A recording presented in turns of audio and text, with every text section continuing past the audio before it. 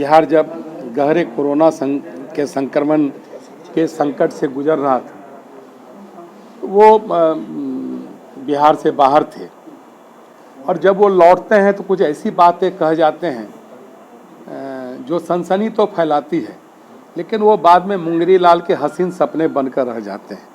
नमस्कार, आप देख रहे हैं लाइव सिटीज़। मैं हूं आपके साथ शिवम। नेता प्रतिपक्ष तेजस्वी यादव कल अपने विधानसभा क्षेत्र राघोपुर का भ्रमण कर रहे थे। उसी बीच उन्होंने राघोपुर की जनता से यह वादा किया कि 2 से 3 महीने का और इंतज़ार कीजिए।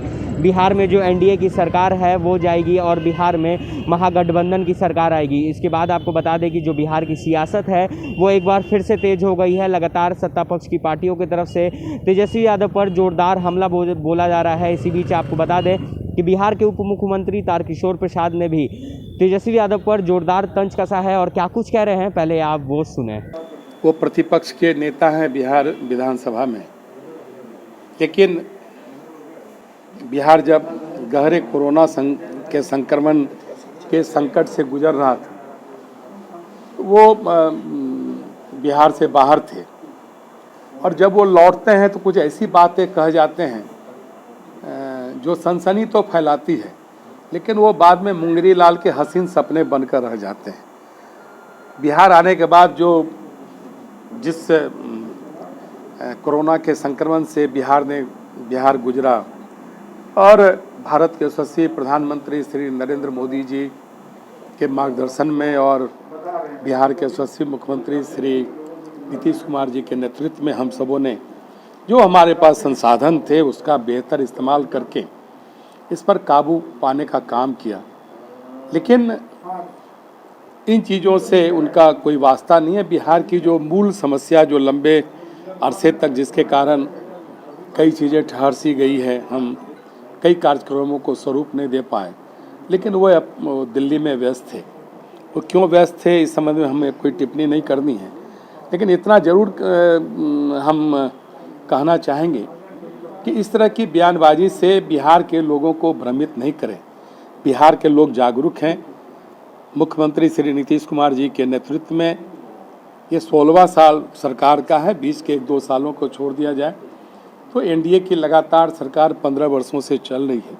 तो कहीं न कहीं राज्य के लोगों का एक विश्वास को हमने जीता है और सरकार की जो प्रतिबद्धता है, सरकार ने जो कार्यक्रम प्रारंभ किए हैं वो कहीं न कहीं बिहार का आम आदमी उसे महसूस कर रहा है और इसलिए हम सरकार में हैं। इतने लंबे अरसे तक सरकार में रहना कोई सामान्य बात नहीं है। कहीं न कहीं हम बिहार के लोगों का दिल भी जीतने का काम किया है।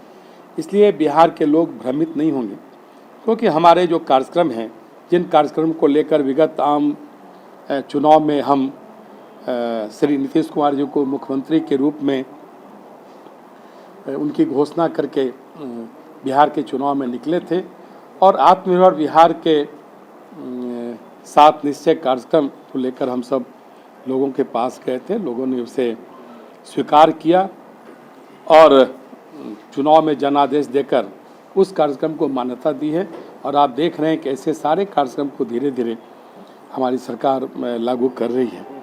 इसलिए विपक्ष के नेता से बहुत विनम्रता से हम कहना चाहते हैं कि इस तरह की गलतफहमी पैदा करना, कुछ ऐसी बातें कह देना जिससे सनसनी तो फैलती है लेकिन वो टाई फीस होता है, तो उनको बचना चाहिए। बिहार के विकास में प्रतिपक्ष के नेता के नाते जो उनकी भूमिका होनी चाहिए उसका वो निर्वहन करें, उसका वर्णन करें, तो मुझे लगता है कि वो ज़्यादा बेहतर होगा।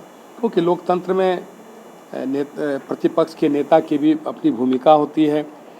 प्रतिपक्ष सरकार का एक हिस्सा भी माना जाता है।